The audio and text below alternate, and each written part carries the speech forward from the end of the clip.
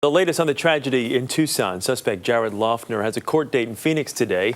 Meanwhile, doctors in Houston say they're keeping Congresswoman Gabrielle Giffords in intensive care for now because of buildup of fluid in her brain. CBS News correspondent Don Teague is in Houston with the latest on her recovery. Don, good morning.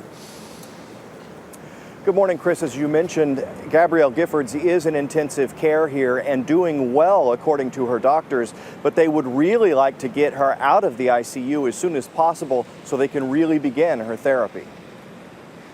How long will Representative Gabrielle Giffords remain in intensive care? It's a question her doctors still can't answer, more than 2 days after her dramatic move from Arizona to Houston.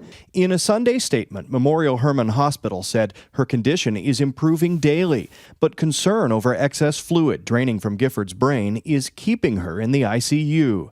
Doctors had hoped by now to move her to this rehabilitation center. Still, even in ICU, Giffords is undergoing daily therapy, and her doctors say she's responding. She's doing very well.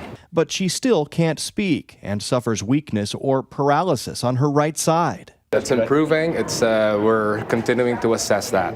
Meanwhile, one of Giffords' staff members, Rob Barber, who was shot twice during the January 8th attack, is telling his terrifying story. The shock has not worn off. I have to say, the tape still plays over and over in my head. I can't help but continue to see the shooter rush past me and shoot Congresswoman Giffords, and then he started spraying all of us with bullets. As Barber, Giffords, and 11 others wounded in the attack recover, Jared Loeffner, the man accused of shooting them and killing 6 others, will face arraignment before a federal judge in Phoenix later today.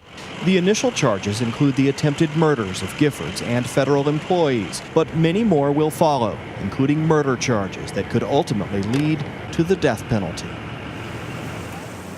While that arraignment will go on as scheduled today, the U.S. Attorney's Office has filed a motion asking for future court proceedings to be moved back to Tucson because that would be easier for the victims' families. Chris? CBS's Don Teague for us in Houston, Texas this morning. Don, thank you.